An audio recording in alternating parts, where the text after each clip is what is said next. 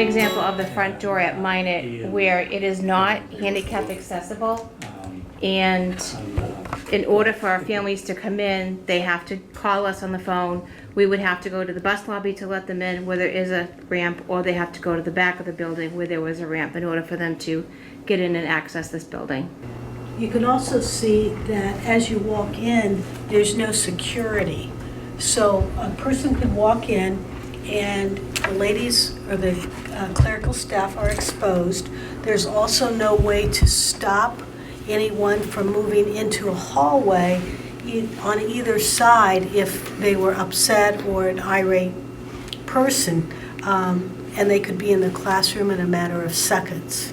The new proposed building certainly has a space where people would be housed until it was determined if they should enter or if they should not. So the windows are original. They're single pane. So in the wintertime, it's very cold. The breeze and the drafts would just come right through. And next door we have the nurse's office, very small. It would get pretty crowded in here, so we do need to have a much bigger medical suite. This is one of the gymnasiums that we used. Parts of the floor, due to water and issues over the years, is lifting, and we tried the best we could to repair it, but unfortunately it continues to lift. The water fountain. What we found is many of our water fountains are lead, and so they have to be shut off because we have to test all our water fountains on a yearly basis, and if there's too much lead coming out or there's something that's not chemically balanced, then the water fountain is shut down. One of the things that is causing us difficulty is the age of the pipes and the condition of the pipes instead of the water. So this is the wheelchair lift that we replaced about 3 years ago. This accesses this half of the building. And you'll see along the wall we had to run conduit wire because we could not access the ceiling tiles due to the asbestos in the ceiling tiles. So these are the boilers that heat the building. As you can see, quite large, not as efficient. There will be days in the winter where half the building is really hot and the other half is not quite up to temperature yet. So they are original. We have to be careful around the piping. There is asbestos around it. We also have the generator that's tucked underneath, which is original, and we can't get parts for it anymore.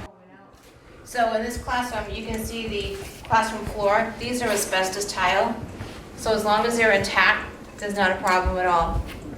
The custodians can only do a very small section of repair to them. They have very special training they have to go through. But if we need a bigger job, then we have to hire a company. So anytime you can see, for instance, the blue tile, that was an area that the custodians could do. You can see the shelves, they're metal. So over the years, with all the weight, they're really starting to buckle. A couple of the motors had gone in the unit vents, and you can't get parts for them, so we had to rebuild the motor. So the classrooms were without heat for a good couple of weeks until we were able to get that fixed. And you can see examples of the clocks that are missing because they stopped working long ago. Over here by the sink, you'll see there used to be an electrical outlet, but it had to be capped off. So the teachers lost one of their outlets they could use. This is an example of the water fountain that was turned off. The students could not use it because of the lead inside the water. And we had signs here that said hand washing only.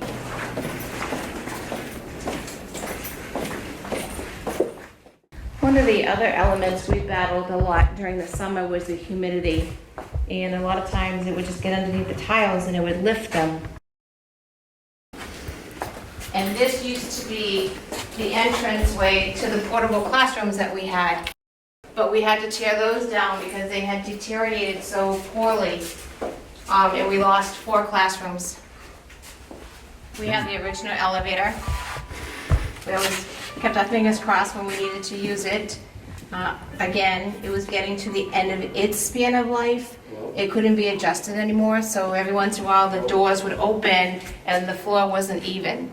So that takes a little bit of tweaking in the elevator room, and the contractor said there wasn't very much room left to adjust anymore.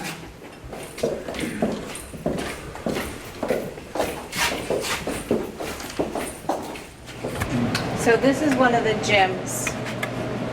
Obviously, we've been storing furniture here for now.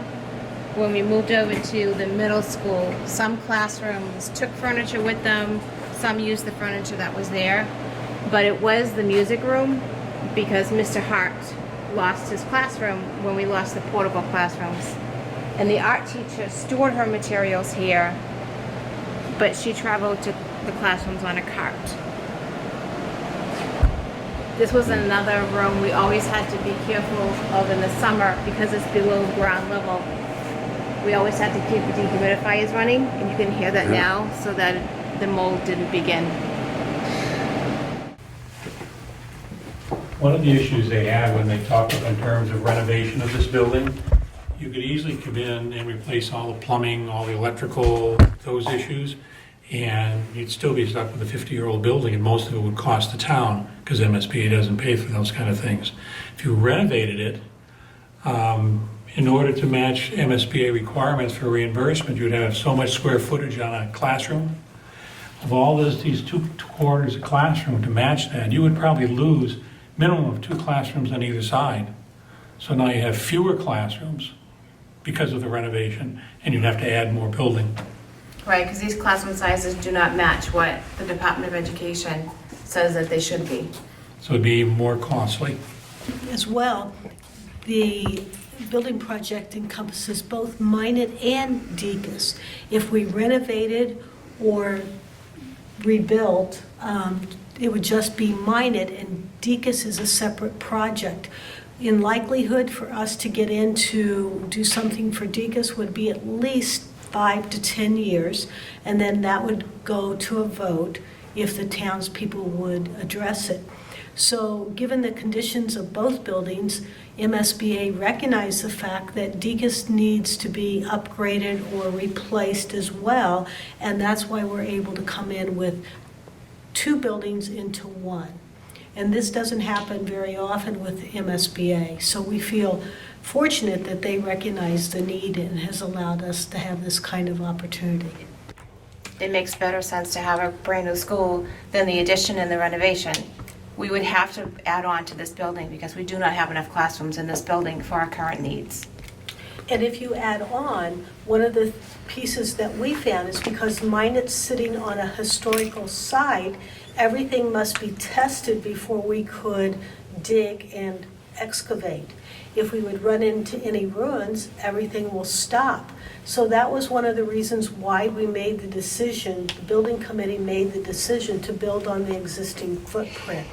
And in order to do that, we had to find a place for our Minot students to go in this process. So the decision was made, number one, for cost effectiveness. Also, because if we get a positive vote, the building can start, it will, we'll be able to start the building before our prices start to escalate. So there were several different reasons why this decision has been made as it has. This is our cafeteria. It's small. A cafeteria in a new building would be bigger. We had to have 6 staggered lunches in order to accommodate all the students in the building. Now, what were the challenges, if any, of having a cafeteria? Did the programs overlapped, or you had to play with your schedule quite strictly due to the fact that this is also a dining space and an auditorium? Right. The challenge was lunch would end at around 1:25. The custodians would hurry to try to clean the floor. So if we wanted to do an event in the afternoon, we had very limited time before dismissal. So I started doing my grade 4 award ceremony in the morning because there wasn't enough time in the afternoon, especially because I couldn't seat everybody. I had to have 2 different award ceremonies because we had 8 classes or so.